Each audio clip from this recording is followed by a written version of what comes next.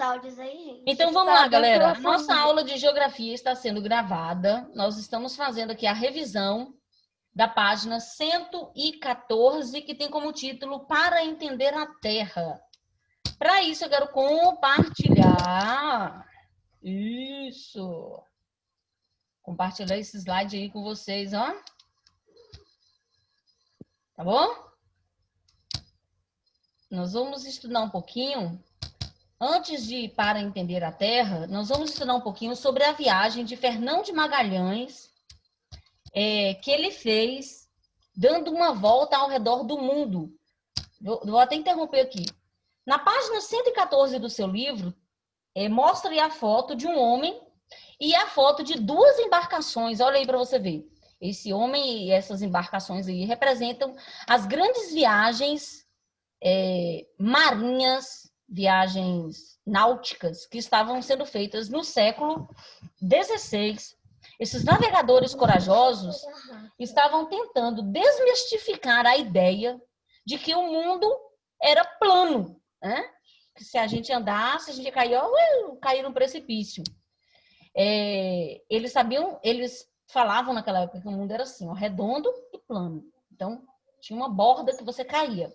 E esses navegadores corajosos do século XVI pegaram suas embarcações e cruzaram os mares para aventurar as descobertas. Foi assim que começou as primeiras descobertas oceânicas, as primeiras descobertas de continentes, né? Isso por volta de 1400 alguma coisa. No ano de 1500, os portugueses chegaram aqui no Brasil, mas antes dessa viagem dos portugueses, os espanhóis, eles fizeram uma viagem, aí tá falando que foi no ano de 1519, tá? Mas teve outras viagens, essa daí é apenas uma delas que eu quero mencionar. Essa viagem de 1519, feita por Fernão de Magalhães, ela é histórica porque ele cruzou todo o continente, todo mundo, ele deu uma volta ao redor do mundo, né? Ele não sabia que ele tinha dado uma volta ao redor do mundo. Ele só descobriu isso depois dos estudos que foram feitos, né? E no mapa da página 115 mostra os pontos onde Fernão de Magalhães passou. Na época, saíram 234 pessoas nessas embarcações, mas só retornaram apenas 18. Inclusive, o próprio Fernão de Magalhães não retornou, porque faleceu guerreando ali contra os índios, quando ele chegou ali nas Filipinas, onde o livro aí dá até um clique, né? O lugar onde ele morreu. E Sebastião Elcano substituiu ele depois da morte dele.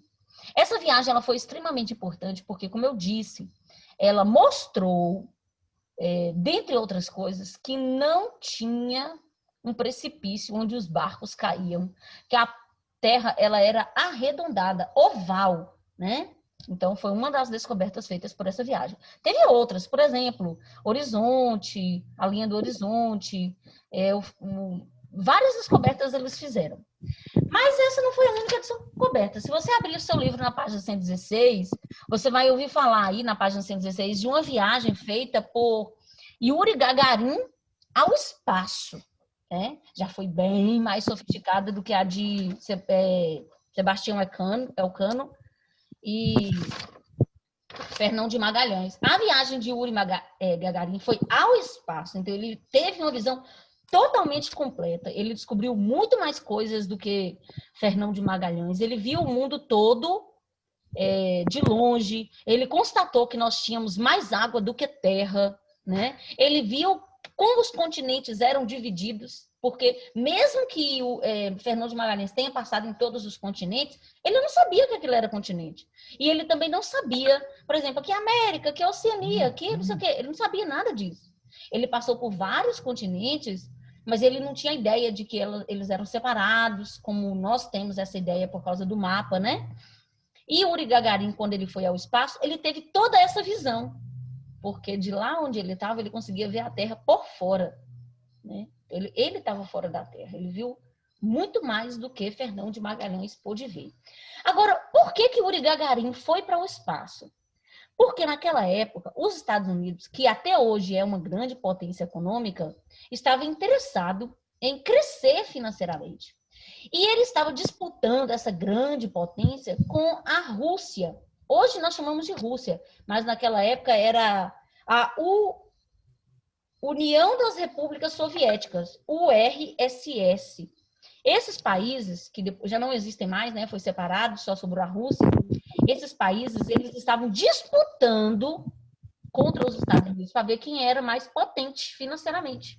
Então, eles começaram a guerrear entre si, e dentre essas guerras, eles começaram a disputar quem confeccionaria armas e armas mais potentes, porque assim eles poderiam vencer a guerra. Essa disputa deles foi chamada de corrida armamentista. Era uma disputa por quem fazia mais armas, quem tinha mais armas, quem mandava mais, né? E essa corrida armamentista, ela foi muito importante porque ela resultou nessas descobertas espaciais que nós estamos vendo. Por exemplo, a União Soviética, querendo ser melhor do que os Estados Unidos, criou satélites e as espaçonaves, inclusive essa que Yuri Gagarin viajou, vocês estão vendo a foto dela aí, da cápsula da Vostok 1, né? Vostok 1, foi a Rússia quem fez e mandou o homem para o espaço. Qual era o objetivo? O objetivo era que lá do espaço Yuri Gagarin conseguisse fazer um mapa para ver, né, a distância até os Estados Unidos, qual era a melhor rota de fogo, de batalha que os soldados poderiam ir para guerrear contra eles. Então, veja que tudo foi motivado pela guerra. Essas descobertas geográficas posteriores, né? Foi motivado pela guerra. O objetivo era descobrir o espaço do inimigo. Mas acabou colaborando com a ciência de várias outras formas e não apenas com a questão da guerra mesmo, né? Então, essa daqui, galera, esse aqui é um resuminho do conteúdo que está na página 116 do livro de vocês, contrastando aí a viagem de Yuri Gagarin com a imagem de Fernão de Magalhães. Os dois viajaram para o espaço, porém, usando recursos diferentes. Essa viagem deles no espaço permitiu que a ciência depois fizesse isso aí, ó, os mapas, né? Ou aquilo que nós chamamos de projeção cartográfica, projetar um desenho do mapa. Então, essa aqui foi a imagem, claro que isso é um desenho, né? Mas é mais ou menos representando aquilo que Yuri Gagarin viu no espaço, o globo terrestre, descobriu que era arredondado, que era achatado aqui nos polos, que as terras eram divididas, né, em grandes pedaços, que depois eles deram o nome de continentes, que entre esses espaços existiam os oceanos, que depois eles deram o nome, né, de Atlântico, Índico, Pacífico. Esse aqui que está mostrando aqui é o Oceano Atlântico. Esse aqui do lado é o Oceano Pacífico. E depois daqui da África, nós temos o Índico aqui, tá bom? Mas aí, galera, qual era o desafio? Era pegar esse globo e transformar ele em algo plano, em um papel, né? E aí eles tentaram fazer, para isso, para desplanificar o globo, eles tiveram que mudar a estrutura de alguns continentes. Então, veja que esses espaçozinhos aqui, ó, da América, aqui em cima, né? No mapa, no globo real, esse espaço aqui, ele é maior do que na realidade. Porque se você emendar aqui, se eu completar o desenho aqui, passando uma linhazinha, que eu não tenho aqui como fazer isso, então eu vou ter um espaço maior do que de fato ele é na realidade, tá vendo? Então, a América do Norte foi aumentada, um pedacinho aqui da América do Sul foi aumentado no mapa, tá bom? Aqui da Europa foi aumentada, a Ásia também teve todo o seu terreno aumentado. Então, veja que essas mudanças aqui, principalmente aqui nos polos, acontece porque nós desplanificamos o globo terrestre, tá bom? Esse aqui é o planisfério, né? O globo terrestre desplanificado. Então, veja que essa área aqui, ela é maior do que de fato ela é na realidade. No mapa, no planisfério, ela é maior. Essa aqui também, ó, ela é maior, viu? Porque nós esticamos o papel, o globo. Quando nós vamos fazer um mapa desse aqui, um planisfério, fazer isso aqui, nós precisamos usar, galera, linhas. Essas linhas que vocês estão vendo aqui.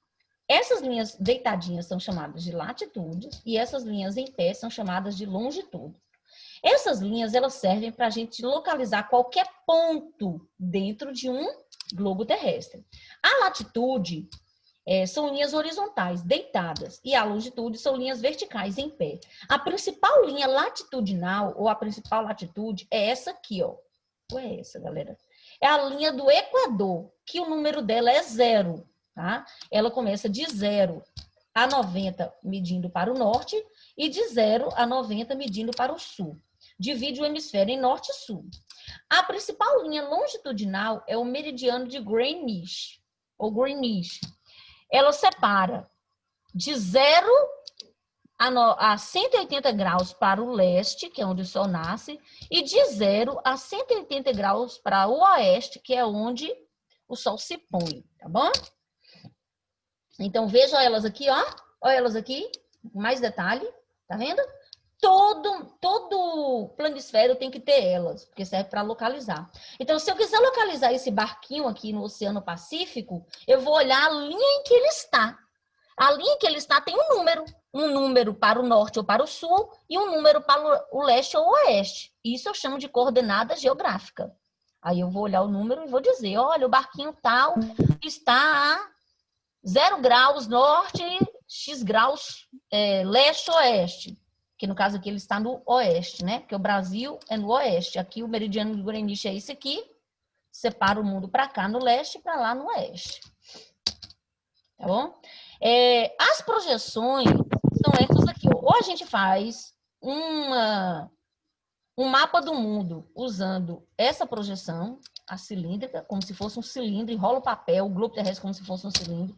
Ou a gente faz ela assim, ó, em forma de cone, que só pega um pedaço. Olha como é que fica mudado, tá vendo? Ou a gente faz ela... essa aqui ainda é cônica. Ou a gente faz ela assim, ó, azimutal, que é tipo pegar o papel e só tirar uma foto de cima. Ou do lado que você quiser, né? A projeção azimutal é essa aqui. Esse aqui foi o primeiro planisfério feito no mundo, né? Que se tem conhecimento. Esse é o primeiro planisfério que tem o Brasil, é o planisfério de Cantino. Olha o Brasil aqui, ó. Esse planisfério, ele se encontra hoje lá em Portugal. É um documento guardado lá em Portugal, né? Um registro histórico. E aparece a América pela primeira vez, tá bom? E esse é o planisfério geral do mundo todo, né? Onde tem, vocês estão vendo aqui, todas as linhas meridionais e latitudinais. E os países, cada país, gente, tem linha latitudinal e longitudinal. Basta a gente olhar o número. Olha os números aqui, ó. Nesse mapa aqui eu tenho aqui em cima e aqui embaixo e aqui do lado. É que tá pequenininho, não dá para ver, mas no seu livro, na página 126, nós temos um mapa que nós vamos usar para a prova de amanhã. Então, amanhã, na sua prova de geografia, você vai precisar usar o seu mapa da página 126 para você responder as perguntas da prova, tá bom? Alguém ficou com dúvida aí, galera? Coordenada geográfica é um assunto difícil.